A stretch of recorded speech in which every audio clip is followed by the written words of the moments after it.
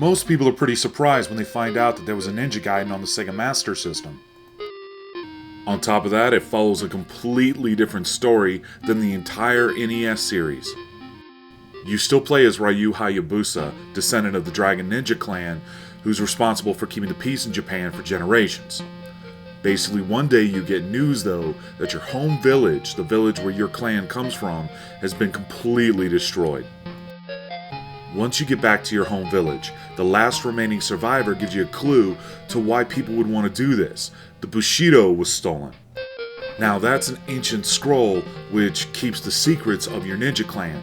And when I say secrets, it's not like where the money is hidden. It's like, how do you turn invisible kind of secrets.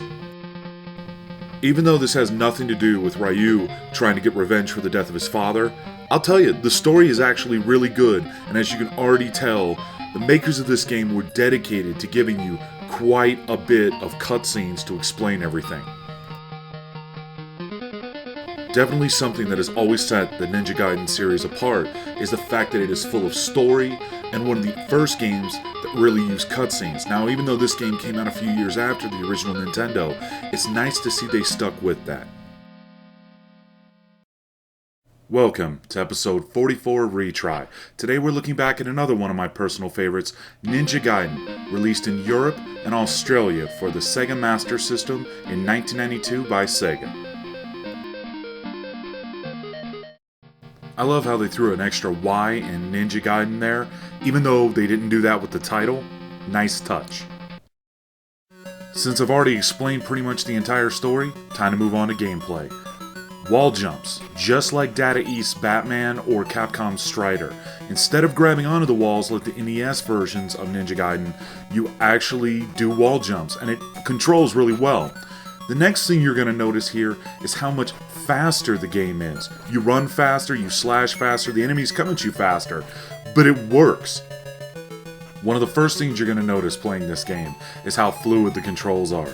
So yes, even though everything kind of moves at you quicker, the character controls are extremely tight, and they're extremely well done. Just like every other Ninja Gaiden game, you've got secondary weapons.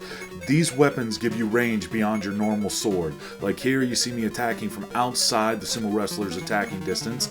Still doesn't stop me from getting hit like an idiot, though. So, the gameplay is pretty much straightforward. You beat the level, you get a boss. After the boss, you get a cutscene and you get to move on. Kind of an interesting side note was that the Ninja Gaiden series was based on Western misconceptions of the ninja and Japanese culture. So what you ended up with was this highly stylized game that had tons of pop culture references to both Japan and America. Just like with the original Nintendo version, once you beat the boss, you're treated with a cutscene that moves the story along. Except the big difference here is that since it's Sega, you got red blood. That's right, boys and girls, classic Ninja Gaiden with no censorship. Outstanding.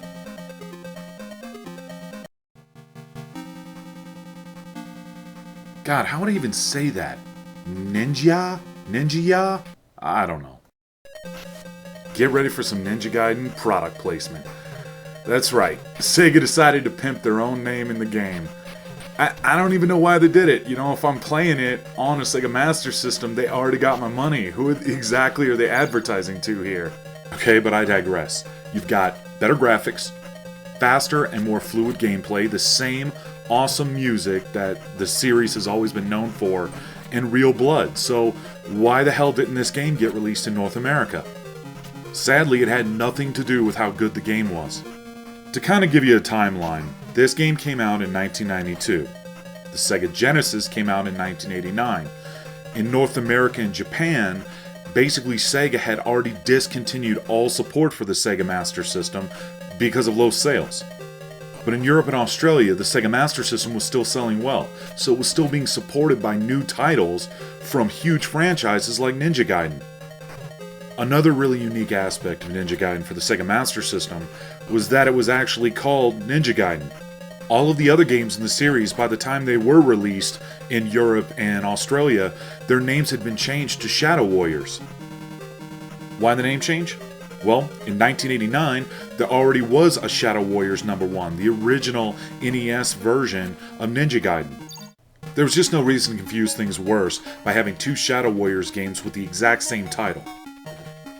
It's kind of sad, actually. The best game in the Retro Ninja Gaiden series is a game that most people don't even know about.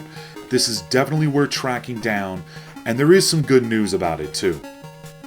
Today, most games have something called region encoding, which basically means that if you buy a game, it will only play on a system from that same region.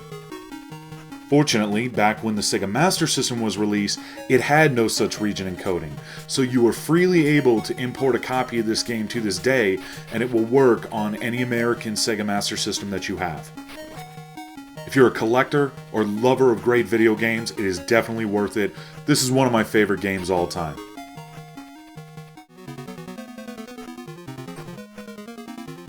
Thanks for watching. For VideoGameSaga.com, this is Tony B, and I'm out. Retry? You know it.